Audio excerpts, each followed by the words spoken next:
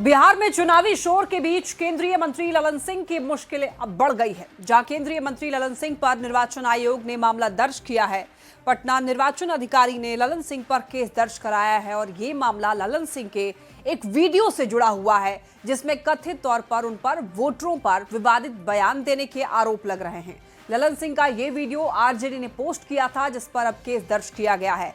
तो ऐसे में सवाल यह है कि आखिर इस वीडियो में ऐसा क्या है। तो आप देखिए ये रिपोर्ट।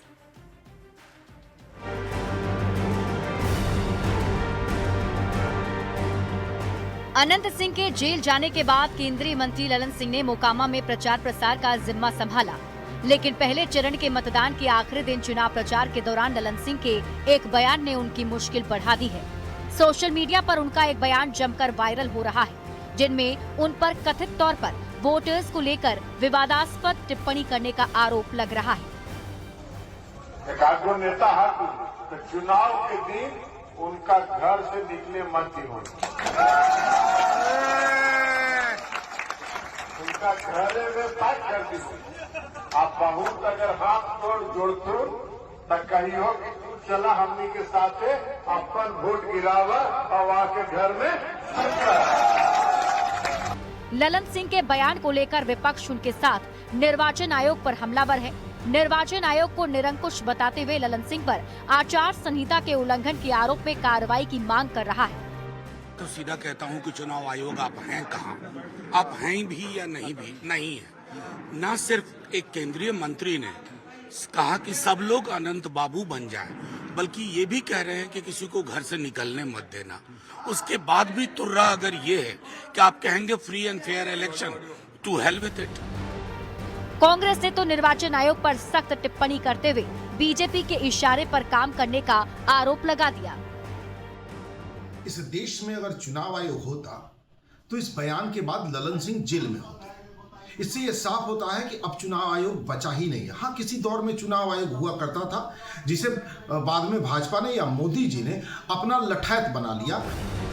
हालांकि बीजेपी ने विपक्ष पर ललन सिंह के बयान को तोड़ मरोड़ कर पेश करने का आरोप लगा दिया है। लोकतंत्र के इस महापर्व पर चुनाव आयोग पर अभद्र कमेंट उनकी मानसिक दशा को दर्शाती है। राजनीति में बदकही होती है, लेकिन शब्दों में शालीनता और भाषा में संयम आवश्यक माना जाता है। कौवा कान लेके उड़ा की तर्ज पर किसी के बयान को तोड़ मरोड़ प्रतिक्रिया शोभा नहीं देती। वहीं इस मामले को बढ़ता देख निर्वाचन आयोग कार्रवाई करने के मूड में नजर आ रहा है, जिसको लेकर महागठबंधन के नेता और हमलावर हो सकते हैं। पटना से न्यूज 18 के लिए शैलेंद्र के साथ अमित कुमार की रिपोर्ट।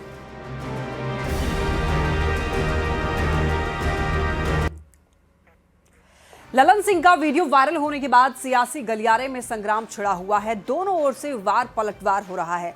जेडीयू के मुख्य प्रवक्ता नीरज कुमार ने ललन सिंह का समर्थन करते हुए ये कहा है कि बात का बतंगड़ बनाना आरजेडी की आदत है। तो ललन सिंह के वीडियो पर बवाल मचा हुआ है और सियासी गलियारे में संग्राम छिड़ गया है। दोनों ओर से वार पलटवार किया जा रहा है। जेडीयू के मुख्य प्रवक्ता नीरज कुमार ने ललन सिंह का समर्थन किया है और ये कहा है कि आरजेडी जो है केवल बात का बतंगड़ बनाती है और ये आरजेडी की आदत है। बयानों को तोड़ मरोड़ करके पेश करना आरजेडी का ये काम है। ललन सिंह का जेडीयू ने बचाव किया है।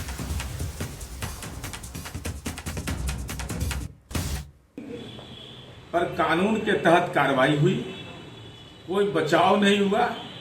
तो उन्होंने जो मंतव्य दिया है उसको तोड़ मरोड़ करके यह कहा है उन्होंने कि एक नेता, नाम नहीं लिया, कौन वो नेता है, अगर वोट देने जाए तो उनके साथ आप उनको वोट दिलवा करके नजरबंद कर दीजिएगा। तो लोकतंत्र के अधिकार का हनन भी नहीं किया। चुनाव आयोग का सीधा निर्देश है कि कोई शारीरिक रूप से अस्वस्थ हो, मानसिक रूप से अस्वस्थ व्यक्ति हो, वह चुनाव में वोट डालने जाएगा तो प्रिजाइडिंग पार्टी उसको अनुमति देगा। तो अब राष्ट्रीय जनता दल ऐसे सवाल पर बात का बतंगड़ बना रहा है।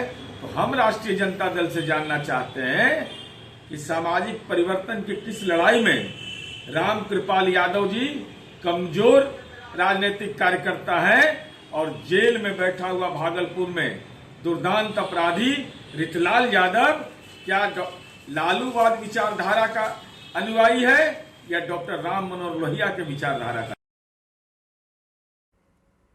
ललन सिंह जी पार्टी के वरिष्ठतम नेताओं में से एक हैं, केंद्र सरकार में मंत्री हैं। उनके वक्तव्य के अर्थ के अनर्थ निकाले जा रहे हैं। यद्यपि कानून सम्मत जो भी प्रश्न उनके सामने आएंगे वो उसका उत्तरदायित्व के साथ जवाब देंगे।